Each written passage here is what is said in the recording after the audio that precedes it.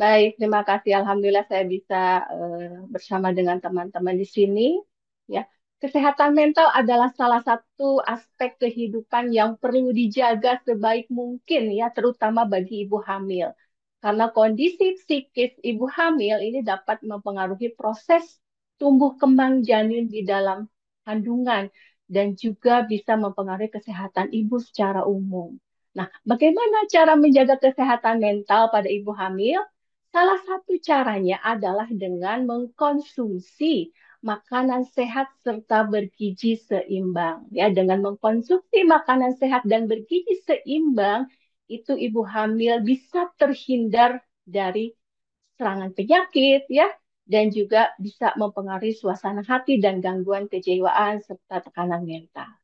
Baik, perkenalkan saya dengan Nina Tasnayanti yang akan membersamai teman-teman di sini selama 2 jam ke depan untuk materi tentang nutrisi yang tepat untuk masa kehamilan serta bagaimana manajemen stres pada kehamilan. Ya, dua materi ini sangat erat kaitan hubungannya dengan materi dari Dr. Toyo yang sebelumnya.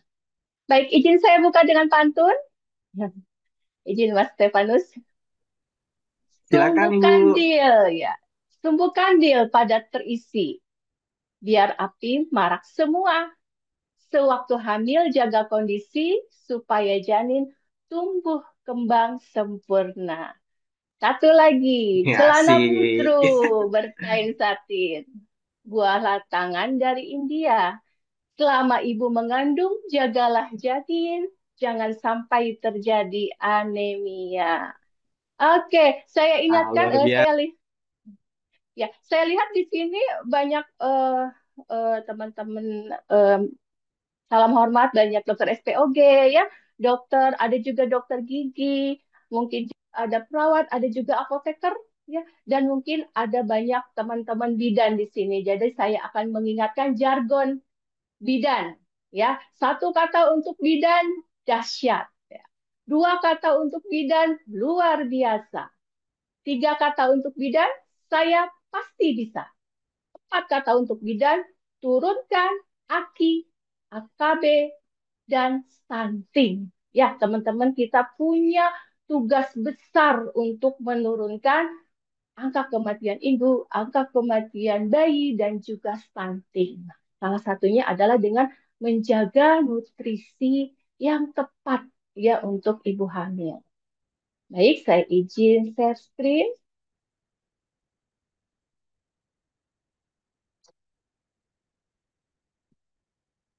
Maka sudah muncul, teman-teman?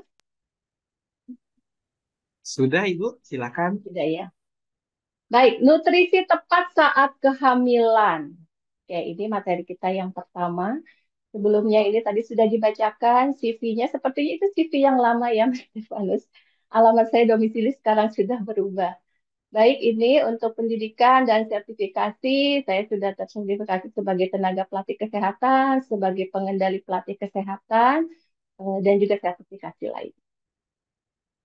Baik, teman-teman. eh, Mengapa sih nutrisi yang tepat itu penting saat kehamilan? Ya, seperti kita ketahui bersama bahwa kehamilan ini merupakan masa yang kritis. Artinya kita harus waspada. Walaupun kehamilan adalah satu hal yang fisiologis, tetap kita harus waspada dan kita harus pantau termasuk nutrisi ya. Karena gizi ibu yang baik ini adalah faktor yang sangat penting yang bisa mempengaruhi kesehatan ibu dan janin yang dikandungnya ya. Dan selain nutrisi saat hamil yang perlu kita perhatikan juga adalah nutrisi atau status gizi sebelum ibu hamil. Artinya status gizi dari remaja putri atau pranikah itu juga penting kita perhatikan. Jangan sampai remaja putri tidak terpantau ternyata banyak yang anemia. Ya, saat ini banyak penelitian yang menyebutkan bahwa remaja putri di Indonesia ini masih tinggi angka anemianya. Ya, jangan sampai saat remaja anemia, saat hamil pun nutrisinya tidak terpantau sehingga memperparah anemianya. Seperti kita ketahui bersama bahwa anemia ini adalah biang kerok ya untuk segala komplikasi yang mungkin terjadi saat kehamilan dan persalinan bahkan sampai masa nifas. Ya. Dan kualitas bayi yang dilahirkan itu sangat tergantung dari keadaan gizi ibunya sebelum dan saat kehamilan. Ya. Kenapa di kehamilan ini kita ketahui bersama bahwa saat hamil itu ibu butuh asupan nutrisi yang lebih dibanding tidak hamil. Pertama karena ada janin di dalamnya yang perlu disuplai asupan gizinya dan juga pada ibu hamil metabolisme tubuhnya itu meningkat ya teman-teman.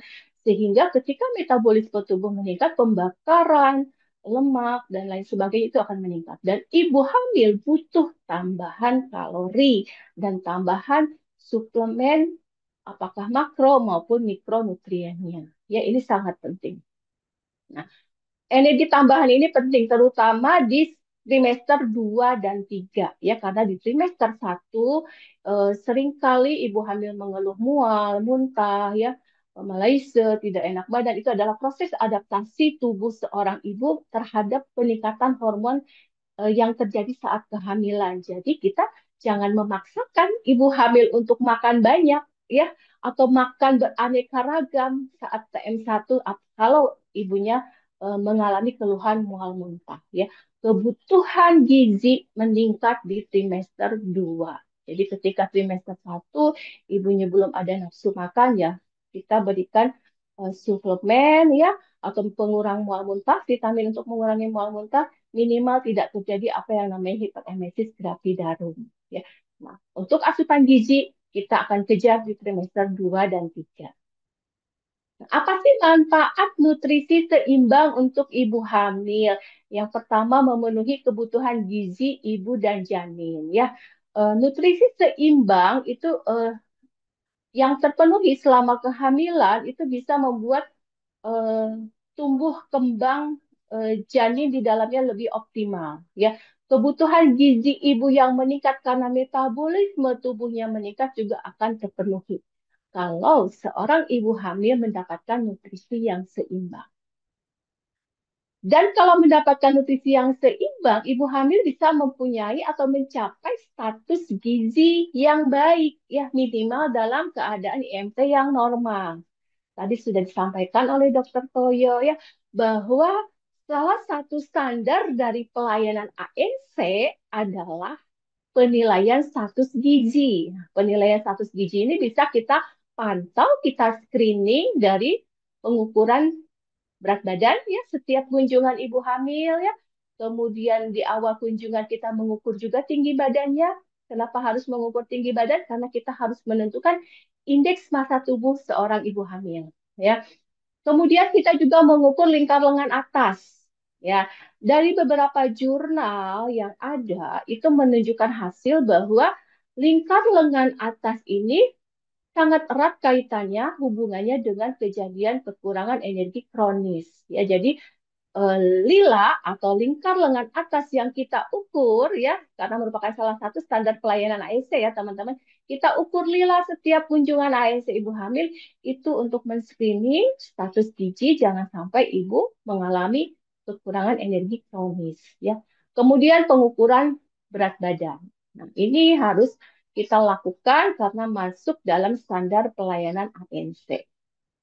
Kemudian yang ketiga, nutrisi seimbang saat hamil juga untuk dibutuhkan untuk membentuk jaringan yang untuk bahan bakal tumbuh janin di dalam ya dan juga bahan baku untuk memenuhi kebutuhan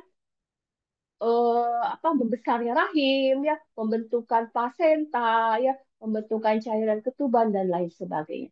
Jadi mutlak ya, sangat penting nutrisi seimbang saat kehamilan. Jangan sampai ibu hamil jatuh dalam keadaan kurang energi kronis kayak ya sehingga bisa memicu masalah-masalah lain yang berdampak sangat ini ya kompleks untuk ibu maupun untuk bayi yang nanti akan dilahirkan. Nah, ini ibu hamil sehat dengan status gizi yang baik. Nah, ini ada di dalam standar pelayanan ANC ya, teman-teman. Bagaimana kita mengukur lingkar lengan atas.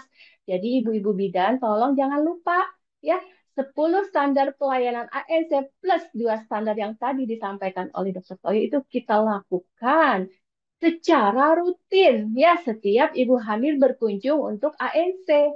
Jadi kalau ANC itu jangan kita fokus pada leopard saja ya. Jadi periksa jangan langsung ke perut. Semua harus dilakukan. Minimal 10 standar pelayanan ANC kita berikan kepada ibu hamil. Ya, pastikan lingkar lengan atasnya tidak kurang dari 23,5 cm. Ya, kalau kurang dari itu sudah waspada ibunya status dalam keadaan kurang energi kronis ya. Kemudian dari tinggi badan yang kita periksa dan dari berat badan yang kita ukur, itu kita bisa menentukan indeks massa tubuh pasien kita. Ya, kenapa kita harus menentukan IMT atau indeks massa tubuh, body mass index, ini untuk menentukan status gizi juga ya. Jadi seberapa jauh, seberapa banyak penambahan berat badan seorang ibu hamil selama kehamilan itu berpatokan pada IMT dari ibu sebelum hamil. Ya, bukan IMT setelah trimester 3, tidak, tapi dari sebelum ibu hamil atau pada awal kehamilan itu kita harus menentukan indeks massa tubuh pasien kita ya. Kemudian pastikan juga kadar HB normal ya. Tadi telah disampaikan juga oleh Dr. Toyo. Ibu hamil dijaga HB-nya jangan kurang dari 11 gram per desiliter. Ya, kenapa? Kalau kurang dari 11 gram itu sudah masuk ke dalam kategori anemia. Ya, teman-teman mungkin sudah tahu ya, si anemia ini biang kerok, ya biang kerok untuk tumbuh kembang janin di dalam, biang kerok untuk masalah komplikasi selama ibu hamil, ya. Kemudian biang kerok juga saat menghadapi proses persalinan, bisa terjadi inersia uteri, ya. Saat kala tiga bisa terjadi retensio, kemudian bisa terjadi juga atonia uteri, ya. HB yang rendah juga bisa membuat daya tahan tubuh seorang ibu itu bisa turun sehingga angka kejadian infeksi bisa meningkat saat masa nifas ya. Jadi jangan anggap sepele anemia ya teman-teman. Kenapa kok bisa anemia menjadi biang kerok? Ya kita ketahui bersama ya teman-teman. Eh, HB atau hemoglobin itu adalah pasukan yang mensuplai oksigen. Pasukan ya kayak tentaranya yang mensuplai oksigen ke seluruh tubuh, ke sel-sel otot juga ya, terutama sel otot rahim saat proses persalinan. Nah, kalau tentara yang mensuplai oksigennya sedikit, HB-nya rendah, otomatis sel-sel tubuh tidak mendapatkan asupan oksigen yang cukup. Ya, kita bayangkan, kita kekurangan oksigen, apa yang terjadi? Lemah, ya, letih, lesu, malas disuruh kerja akan tidak bisa secara maksimal. Nah, ini menjadi biang kerok, ya. Saat persalinan bisa inersia, bisa atonia, dan bisa komplikasi yang lainnya. Kemudian status gizi ibu hamil yang sehat juga dilihat dari kadar protein urin yang negatif. Ya, kita ketahui bersama, ketika kadar protein urin itu positif, itu kita harus waspada ibunya preeklamsia. Ya, nah preeklamsia juga bisa dipengaruhi oleh status gizi. Ya, kemudian kadar gula di dalam urin harus negatif. Ya, tidak boleh positif. Tekanan darah juga normal. Sorry. Baik, kita lanjut. Eh, ini ada interaksi antara potensi genetik maupun suasana lingkungan saat kehamilan, ya, di mana eh, potensi genetik itu sangat erat kaitannya dengan suasana lingkungan di dalam rahim dan itu bisa mempengaruhi eh, pertumbuhan janin di dalam rahim. Ya, jadi asupan makanan yang diberikan, yang dikonsumsi oleh seorang ibu itu sangat mempengaruhi pertumbuhan ya dan pembentukan organ-organ vital di dalam janin juga pertumbuhan berat badan janin ya. Eh, Pertumbuhan ini juga dipengaruhi oleh faktor lain ya. Kalau misalkan ibunya mengalami sakit yang berat ya atau komplikasi yang lain itu juga pasti akan mempengaruhi eh, tumbuh kembang janin di dalam rahim. Kita masuk ke kenaikan berat badan pada ibu hamil. Ya, untuk apa sih kenaikan berat badan pada ibu hamil itu kita perlukan? Ya, kenapa ibu hamil perlu naik berat badannya? Ya, pertama, ibu hamil akan ada akumulasi jaringan di uterus dan payudara. Ya, rahim itu akan membesar ya sedemikian rupa dari yang tadinya tidak teraba sampai di atas di bawah prosesi period itu betapa besar membesarnya rahim itu butuh eh, tambahan energi dan pasti akan meningkatkan kenaikan berat badan ya. Nah, kemudian juga untuk pertumbuhan payudara untuk persiapan menyusui. Kemudian juga untuk eh, ininya cairan amnion, berkembangnya cairan amnion, tumbuhnya plasenta semakin membesar sesuai usia kehamilan dan juga dengan eh, pertumbuhan janin di dalam rahim. Nah, ini justru apa penting ya untuk berat badan ibu hamil meningkat. Nah, selain itu juga ada peningkatan darah dan cairan di ekstraseluler. Ya, seperti kita ketahui bersama bahwa saat kehamilan itu terjadi apa yang namanya hemodilusi, ya, di mana seorang darah ibu secara fisiologis itu akan mengencer. Kenapa dia mengencer? Karena salah satu mekanisme untuk mensuplai darah yang cukup pada ibu dan juga pada janin. Ada dua nyawa yang harus dihidupi, gitulah istilahnya ya. Nah, untuk kenaikan berat badan ini, oke, nanti ada di slide berikutnya ya. Ada disesuaikan dengan IMT ya, teman-teman. Jadi, apa namanya, IMT-nya kalau kurang, kategorinya kurang, itu berat badannya pertumbuhannya berapa kilogram, nanti kita lihat di tabel ya.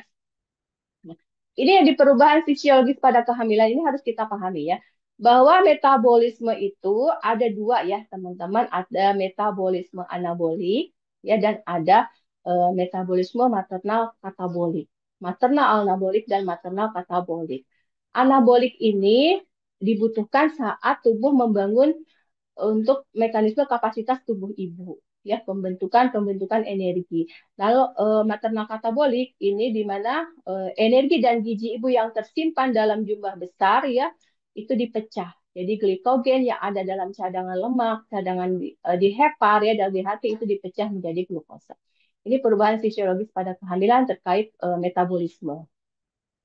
Nah ini teman-teman, kenapa ibu hamil harus meningkat berat badannya dan jatuhnya kemana sih? Nah, untuk ke janin itu kurang lebih 35% ya, 25%-nya ke janin, 5%-nya plasenta, 5%-nya ke tuban. Total adalah 35%. Sisanya itu ke ibu ya. Apa yang meningkat atau bertambah darah ibu dan cairan ekstraseluler yang meningkat, tumbuhnya jaringan uterus dan payudara yang semakin membesar, ya payudara yang tadinya kecil mungkin menjadi membesar saat kehamilan, begitupun dengan rahim. Dan ada tumbuhnya apa dibuatnya cadangan lemak di tubuh ibu, ya makanya jangan heran kalau ibu hamil yang tadinya badannya langsing, ya kemudian secara drastis berubah bentuk badannya karena eh, tumbuhnya cadangan-cadangan lemak. Nah, ini untuk jaringan ibu. Ini kenaikan berat badan pada ibu hamil untuk ini. Jadi 35% untuk janin dan ketuban serta plasenta, selebihnya 65% adalah ke ibu. Nah, ini rekomendasi kenaikan berat badan, ya. Kita lihat dari indeks massa tubuh, teman-teman. Bagaimana menghitung IMT? Saya rasa teman-teman sudah paham semua ya, dan ini satu hal yang wajib ya kita kuasai bagaimana menghitung IMT. Dilihat dari tinggi badan dan berat badan ya. Berat badan dibagi tinggi badan dalam meter kuadrat ya. Jadi kalau berat badannya 55, tinggi badannya 155 berarti 55 dibagi 1,5 kuadrat ya. Nah, bagaimana kenaikan berat badan yang dianjurkan kalau IMT ibu hamilnya itu statusnya kurus ya dengan indeks massa tubuh kurang dari 18,5 itu kenaikan berat badan yang dianjurkan ya ini dianjurkannya 12,5 sampai 18 kilogram. Ini bisa dicapai di trimester 2 dan 3 dengan penambahan kurang lebih setengah kilogram per minggu. Ya, jadi dalam satu bulan itu bisa bertambah 2 kilogram berat badan.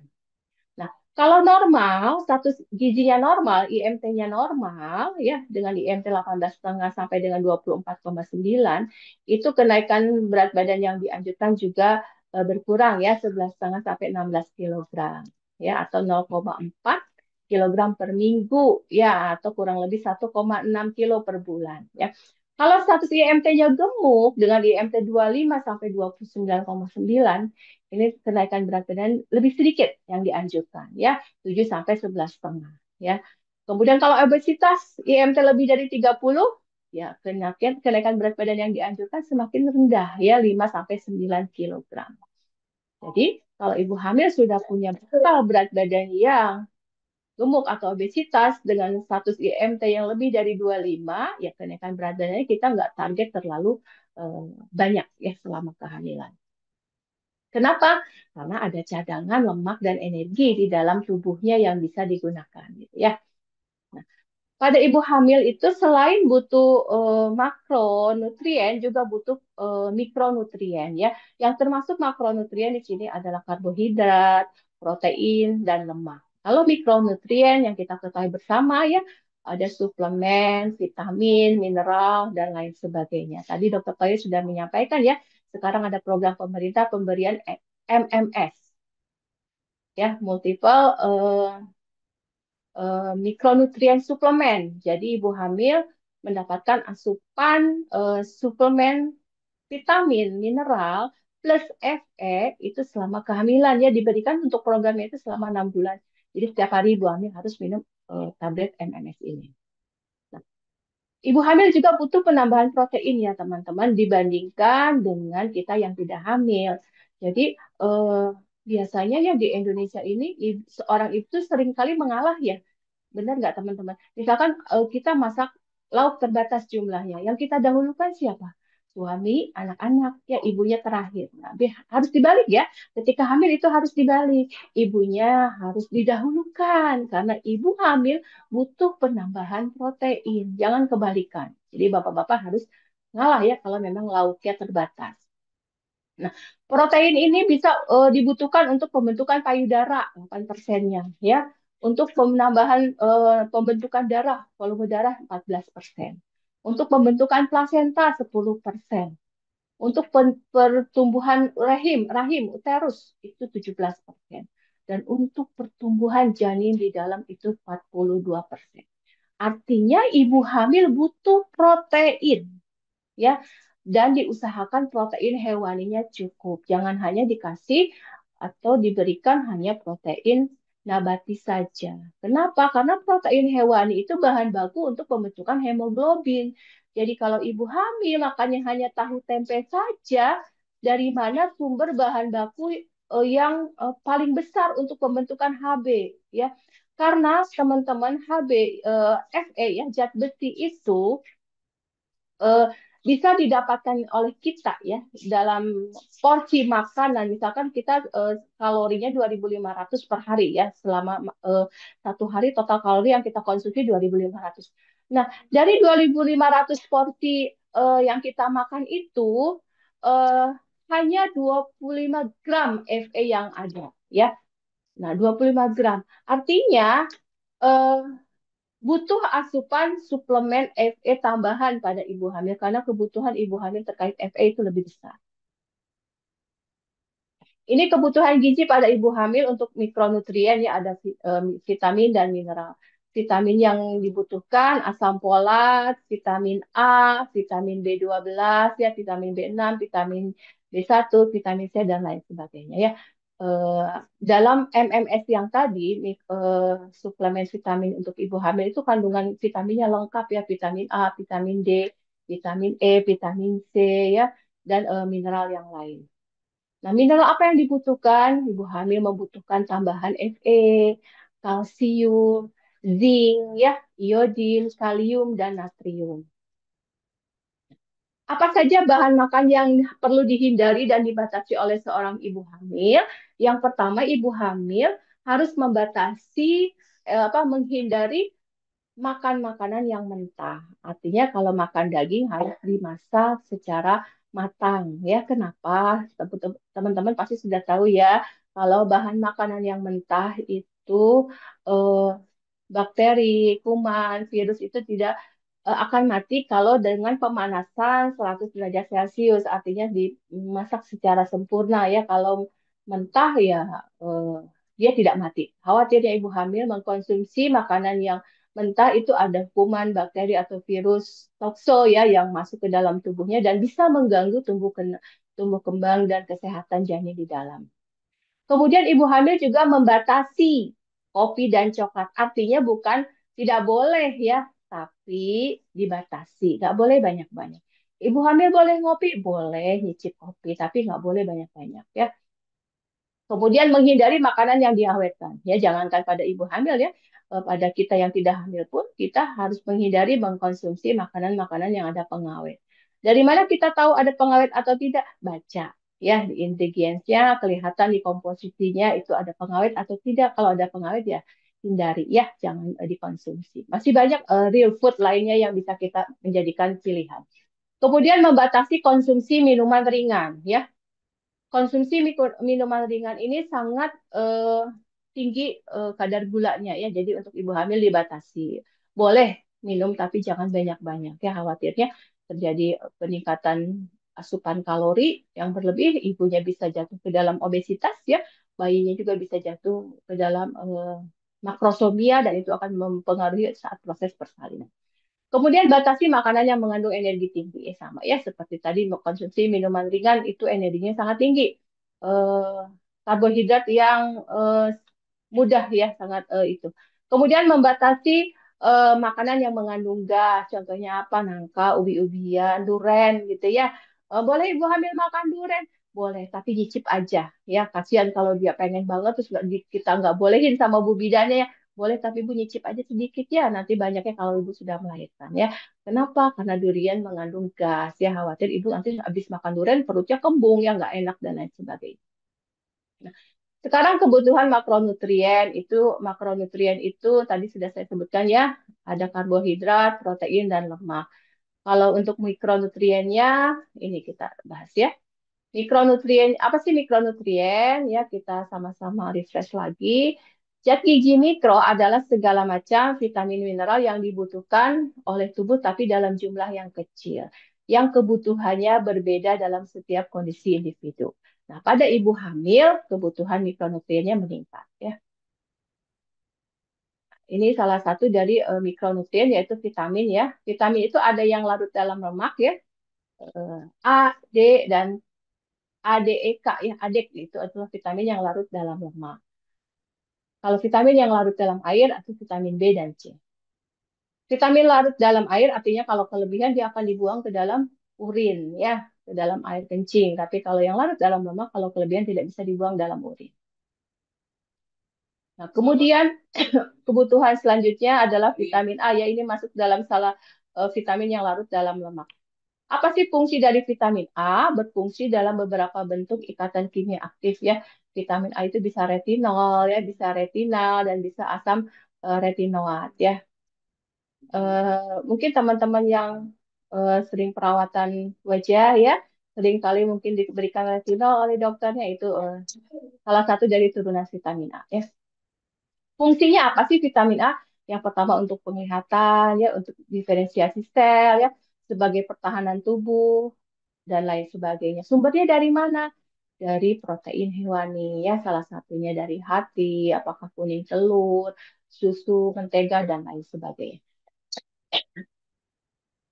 Nah, selanjutnya adalah vitamin D. Ini juga salah satu vitamin yang larut dalam lemak ya.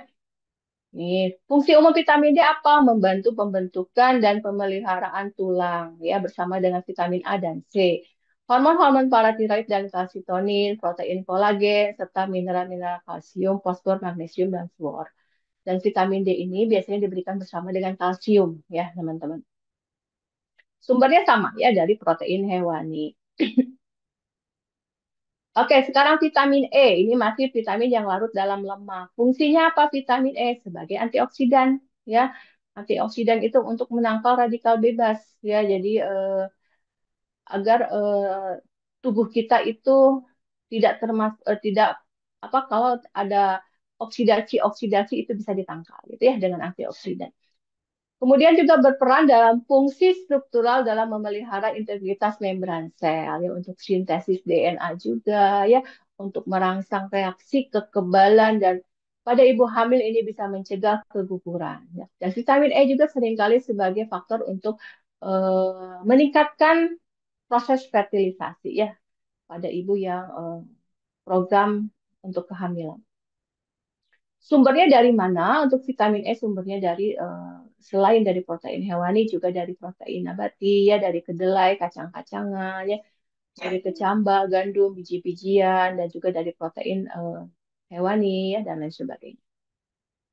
Selanjutnya adalah vitamin K. Ini masih vitamin yang larut dalam lemak. Fungsi vitamin K ini berperan dalam proses sintesis protombin yang diperlukan dalam pembekuan darah. Ya, pada ibu hamil yang kekurangan zat pembekuan darah, ya dia defisiensi dari vitamin K itu bisa berbahaya ya teman-teman. Bisa terjadi perdarahan karena gangguan pembekuan darah. Ya, ini luar biasa ya. Saya seringkali mendapatkan pasien perdarahan postpartum sudah diberikan oleh dokternya eh, penanganan untuk atonia masih belum masih berdarah hebat ya dicek robekan dan lain sebagainya tidak ada robekan ternyata memang ada gangguan pembekuan darah ya dan ini butuh penanganan serius ya teman-teman seperti kita ketahui bersama penyebab perdarahan postpartum itu kan ada 4T ya ada trauma ada tisu ya ada tonus itu atonia ya dan ada trombin ya jadi defisiensi vitamin K pada ibu hamil bisa menjadi pemicu terjadinya gangguan pembekuan darah dan bisa menyebabkan perdarahan postpartum. Dari mana sumber vitamin K? Bisa dari hati, sayuran hijau, ya, kuning telur, minyak kedelai, kacang-kacangan, dan sayuran.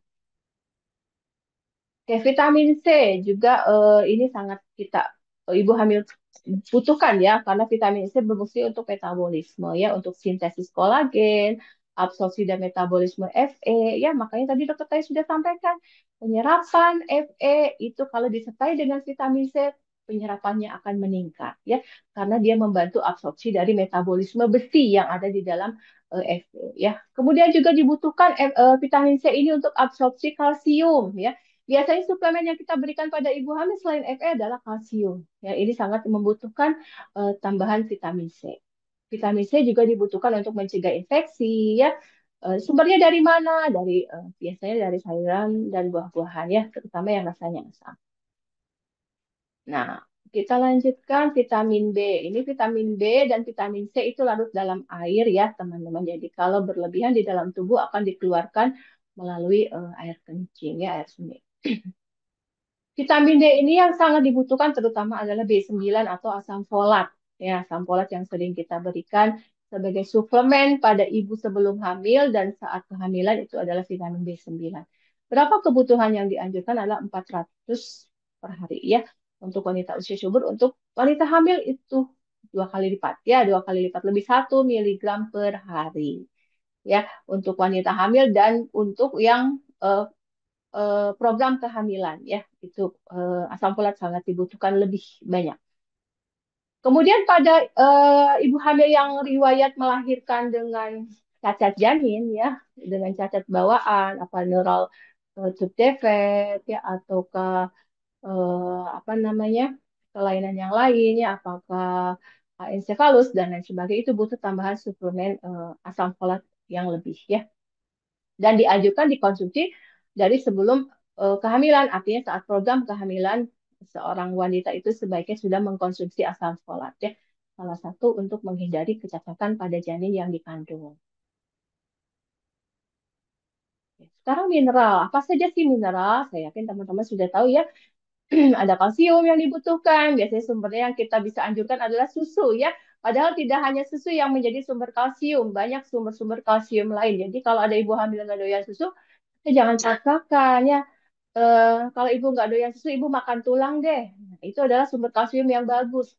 Makan tulang silakan ibu makan tulang ayam, berarti ayamnya harus dipepes sampai empuk ya, biar tulangnya bisa dimakan. Atau yang paling simpel adalah ikan-ikan kecil yang dengan tulang-tulangnya bisa dimakan itu menjadi sumber kalsium. Ya. Kalsium dalam kehamilan ini memberikan efek untuk menguatkan tulang, ya, memperbaiki kontraksi otot dan juga untuk kesehatan gigi. Ya. Dan sangat dibutuhkan untuk pembentukan gigi dan tulang pada janin. Ya. Jadi kalau ibu hamilnya kalsiumnya asupan kalsium, suplemen kalsium selama kehamilannya kurang, janin akan mengambil dari cadangan yang ada di dalam tulang-tulang ibu, di dalam gigi ibu. Ya, jadi janinnya mungkin cukup, ibunya yang kurang kalsium sehingga tanpa disadari tiba-tiba giginya keropos, lagi ngunyah daging alot sedikit giginya patah ya seorang ibu. Ibu hamil seperti itu kita waspada, mungkin ibunya kurang kalsium ya. Makanya kalsium wajib diberikan sebagai suplemen tambahan pada ibu hamil ya. biasanya WHO itu menganjurkan kita memberikan suplemen kalsium itu dimulai usia kehamilan 20 minggu ya. Jadi sebelum 20 minggu atau pada TM1 kita jangan paksakan memberikan kalsium, apalagi ibu hamilnya mual muntah ya. Tapi di TM kedua, mulai dari 20 minggu, itu kita sudah mulai berikan suplemen kalsium ya. Karena kebutuhan kalsium pada ibu hamil itu sangat meningkat. Ya, bisa sampai dengan 2 gram kita berikan per hari ya. Kemudian mineral mineral yang lain adalah besi atau Fe. Yang direkomendasikan adalah 60 miligram ya. Seperti tadi Dokter Toya sampaikan bahwa suplemen Fe yang biasa diberikan adalah 60 miligram ya. Tapi yang sekarang yang di MMS itu kadarnya adalah 30 miligram. Tapi ada tambahan vitamin mineral di dalamnya ya. Dan kenapa tidak kita harus memberikan 60 miligram per hari ya? Kenapa suplemennya hanya 30 miligram? Kita masih mengandalkan dari yang tadi saya sebutkan, dari asupan makanan yang dikonsumsi oleh ibu hamil itu pasti ada sumber Fe. Jadi selain suplemen Fe yang kita anjurkan kepada ibu hamil, kita juga harus melakukan penkes, edukasi kepada ibu hamil tentang makanan bergizi. Ya, makanan bergizi seperti apa yang perlu dikonsumsi yang cukup untuk karbohidratnya, protein hewaninya, ya, protein hewani dan protein nabati, juga vitamin mineral dan sayuran dan buah-buahan. Itu kita harus edukasi agar ibu hamilnya mengkonsumsi yang cukup dan kita pastikan cukup ya. Nah, ada juga iodium ya. Iodium juga ini bisa berperan dalam mencegah gangguan mental ya. Biasanya diberikan pada saat sebelum konsepsi ya, sebelum kehamilan sampai dengan trimester kedua. Iodium ini biasanya sudah ada di dalam suplemen multivitamin dan suplemen mikronutrien yang tadi ya. Kemudian ada juga zinc. Nah, zinc ini seringkali juga ada di dalam Fe ya. Ada, coba teman-teman nanti kalau membeli tablet tambah darah ya, teman-teman yang di PMS sambil dilihat ada vitamin mineral tambahannya nggak di dalamnya. Semakin lengkap vitamin mineral yang mendampingi Fe itu semakin bagus ya. Karena selain meningkatkan asupan apa penyerapan Fe juga bisa menjamin asupan vitamin mineral untuk ibu hamil. Zinc ini diperlukan dan sangat penting di masa kehamilan, dan zinc ini juga sangat eh, kita butuhkan dalam proses fertilisasi ya. Mungkin ada pasien kita yang infertil ya, mungkin kadar zincnya kurang ya. Kadang ada spermanya yang nggak bagus kualitasnya. Sperma, gerakan spermanya dari hasil lab ternyata dia mundur gerakannya atau muter-muter ya, sehingga tidak bisa membuahi. Biasanya dengan pemberian suplemen zinc, kualitas spermanya akan meningkat, ya akan meningkat lebih baik. Begitupun dengan wanita, ya kita membutuhkan mineral zinc ini. Nah, kekurangan zinc apa yang terjadi bisa menyebabkan abortus spontan, ya bisa menyebabkan kelahiran prematur, persalinan lewat waktu juga bisa kalau seorang ibu hamil defisiensi zinc, atau terjadi kecacatan pada janin. Ya. Jadi mineral ini juga sangat dibutuhkan oleh seorang ibu hamil. Berapa kebutuhan zinc selama kehamilan itu perharinya adalah 15 miligram. Jadi silakan dicek kalau kita memberikan suplemen vitamin ya, zincnya ada berapa? Kalau bisa mendekati kebutuhan minimal ibu hamil yaitu 15 miligram per hari ya. Kemudian ada juga selenium. Nah, selenium ini diyakini berfungsi untuk memproteksi, melindungi jaringan tubuh melawan stres oksidasi. Nah, ini sangat eh, berperan dalam antioksidan juga ya teman-teman, memberi pertahanan tubuh juga dalam melawan infeksi serta berperan dalam pengaturan pertumbuhan dan perkembangan ya. Jadi walaupun kebutuhannya tidak banyak, tidak seperti makronutrien, tapi mempunyai pengaruh yang sangat-sangat penting. Kenapa status gizi ibu berperan penting terhadap tumbuh kembang janin? Ya, gizi yang salah selama kehamilan akan memberikan pengaruh negatif. Jadi kita harus sebagai tenaga kesehatan, ya terutama sebagai bidan yang sering berinteraksi dengan ibu hamil saat pelayanan antenatal care, nutrisi, gizi jangan diabaikan ya edukasinya ya. Eh, Selain tanda-tanda bahaya, juga kita harus edukasi tentang nutrisi. Jangan sampai ibu hamil selama kehamilannya tidak mendapatkan asupan nutrisi yang tepat. Ya, ini bisa berpengaruh negatif Ya, dan bisa berpengaruh jangka panjang ya teman-teman. Dari beberapa penelitian, ibu hamil dengan status gizi yang kurang baik ya, dengan IMT yang di bawah normal, itu seringkali melahirkan janin yang ketika memasuki usia bayi balitanya menderita stunting. Itu sangat erat kaitannya. Ada pengaruhnya dari status gizi saat kehamilan. Banyak penelitian yang sudah meneliti itu ya.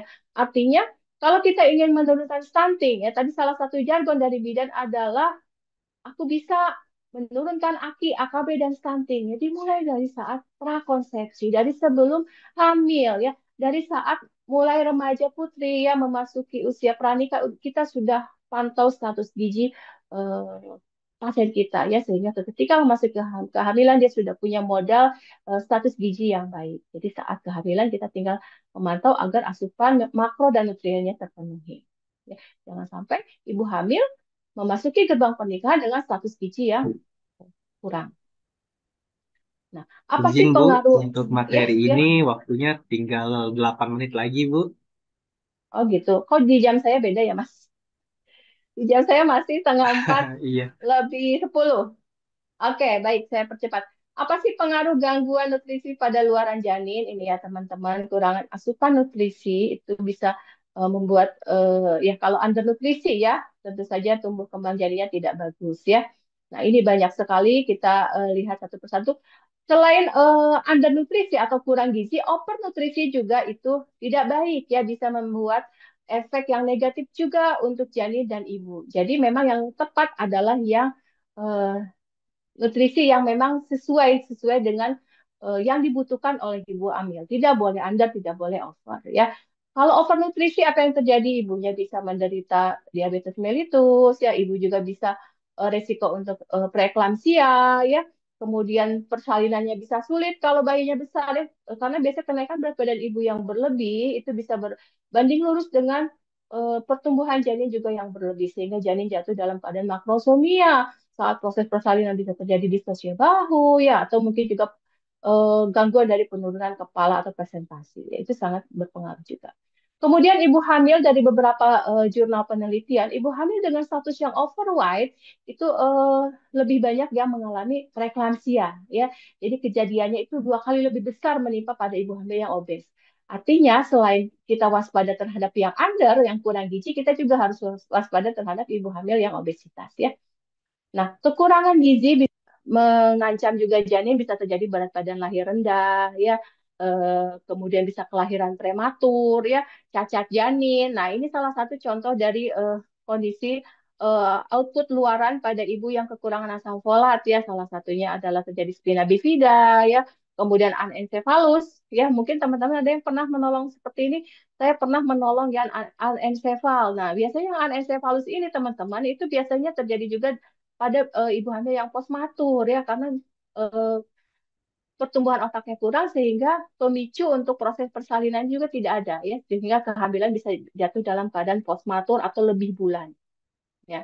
Ini yang bisa terjadi kalau kekurangan salah satu mineral yaitu asam folat. Nah, ini ya mikronutrien. Kalau kekurangan mikronutrien bisa menimbulkan luaran kehamilan yang tidak kita inginkan ya. Folik asid bisa terjadi Wagner tube, ya iron atau besi bisa anemia, bisa perdarahan ya. Kalsium kekurangan bisa terjadi hipertensi dan preeklamsia ya. Kekurangan kalsium bisa memicu preeklamsia ya teman-teman sehingga dokter FKB yang banyak memberikan terapi kalsium untuk pencegahan preeklamsia pada ibu yang mungkin sebelum kehamilan yang sebelumnya itu adalah preeklamsia ya. Oke, mungkin itu saja. Masih ada waktu, Mas Stefanus? Jam saya sepertinya berbeda. Masih ada 5 menit Bu, sebelum kita Oke, lanjut ke baik. diskusi tanya jawab nanti Iya, Bu. baik 5 menit cukup ya. Saya tidak seperti dikejar-kejar jadinya. Oke, baik teman-teman. Kalau kekurangan mikronutrien vitamin D bisa menyebabkan hipokalsemia. Ya, vitamin yang kurang juga bisa mempengaruhi berkurangnya asupan atau apa namanya penyerapan dari kalsium. Ya. Kekurangan vitamin K tadi sudah kita bahas ya, bisa memicu terjadinya perdarahan pada postpartum karena gangguan pembekuan darah ya. Kemudian magnesium yang rendah atau defisiensi magnesium juga bisa menimbulkan peningkatan koagulasi ya, ya. bisa menimbulkan toksemia gravidarum, dan juga bisa melahirkan persalinan prematur. Nah, ini beberapa diet yang bisa kita anjurkan pada ibu hamil dengan kondisi hiperemesis ya, karena kadang-kadang hiperemesis itu ibu kan tidak mau makan ya karena mual muntah. Mungkin ada beberapa yang bisa kita anjurkan. Yang pertama ya teman-teman, pada hiperemesis gravidarum yang tingkat berat, yang mual muntahnya berlebihan ya sampai ibu susah untuk mengkonsumsi makanan bahkan cairan, minum aja mungkin muntah lagi. Nah, ini kita waspada ya pada HEG yang berat. Diet apa yang bisa kita anjurkan? Anjurkan pasien untuk memakan makanan yang mudah dicerna ya, apakah roti, singkong bakar ya, ubi bakar atau buah-buahan. Ya jangan paksakan pasien untuk makan satu porsi nasi dengan lauk yang lengkap misalkan ya. Jangan, percuma ya.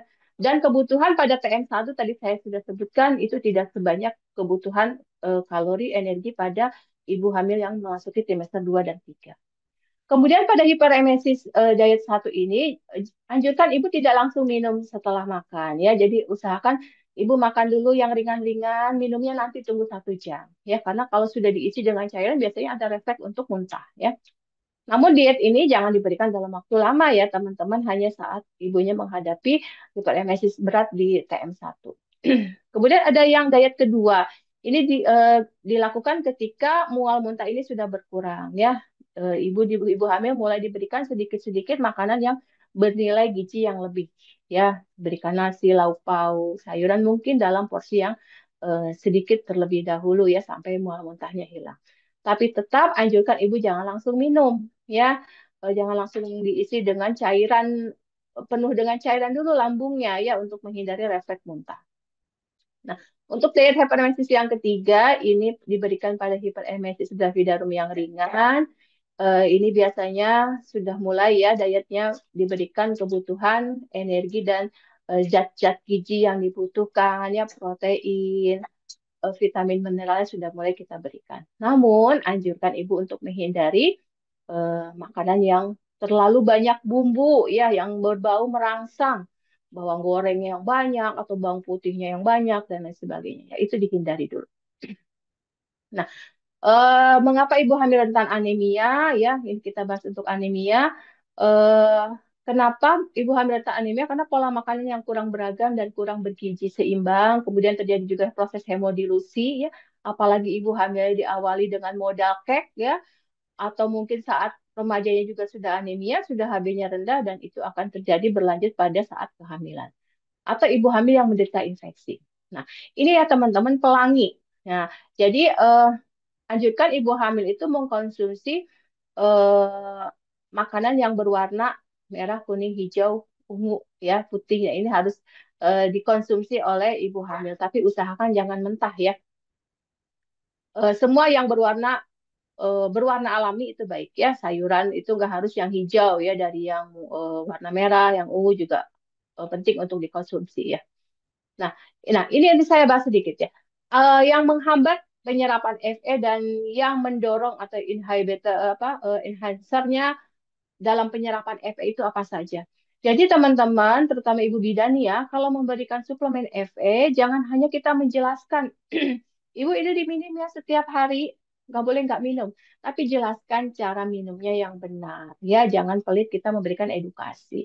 Ibu saya berikan Fe, tolong diminum dengan air putih. Kalau ada air jeruk, boleh ibu meminumnya dengan air jeruk. Ya, jangan minum dengan air teh atau dengan susu, apalagi dengan kopi. Itu kita edukasi ya. Kemudian minumnya jangan dalam keadaan perut penuh. Ibu habis makan nasi langsung minum Fe ya, itu tidak akan terserap dengan sempurna. Tunggu sampai lambung ibu sedikit kosong, baru ibu minum Fe-nya. Jadi 2 jam setelah makan. Itu harus kita edukasi. Kenapa? Sangat disayangkan ketika kita membekali ibu Fe setiap dia ANC, kita bekali 30 tablet, diminum oleh ibunya setiap malam, ya. Tapi penyerapannya nggak maksimal, cuma numpang lewat doang. Itu sangat disayangkan, ya. Karena Fe itu sensitif ya, dia kalau terganggu proses penyerapannya dia cuma numpang lewat aja, keluar lewat feses, hanya bikin feses jadi hitam saja ya, tapi tidak diserap oleh tubuh. Nah, yang menjadi faktor pendorong untuk penyerapan Fe itu adalah vitamin A, vitamin C, vitamin B2 dan vitamin B6. Ini bisa didapatkan dari sayuran ya, dari buah-buahan, dari kedelai dan protein hewani ya, ayam, telur. Nah, penghambat apa untuk penyerapan Fe? Nah, ini jatanin. Ya, jatanin bisa didapatkan dari apa? Dalam teh, kopi. Ya, jadi hindari minum Fe, tablet Fe bersama dengan air teh atau air kopi.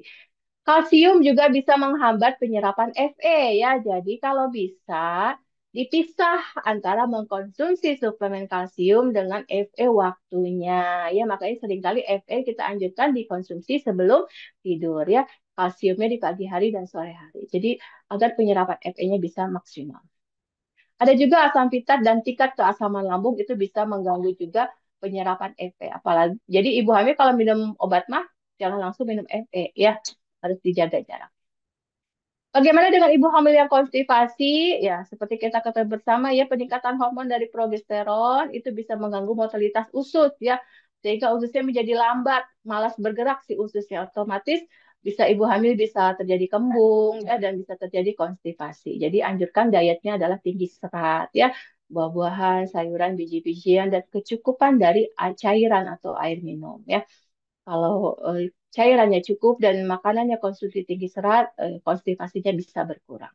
Dan juga olahraga teratur. Nah, ini penting ya olahraga teratur. Nanti dengan pembicara selanjutnya kita akan bicara olahraga untuk kehamilan. Karena ini tidak kalah penting. Baik, mungkin itu saja eh, Mas Stefanus yang bisa saya sampaikan mungkin. Terima kasih. Saya kembalikan kepada moderator.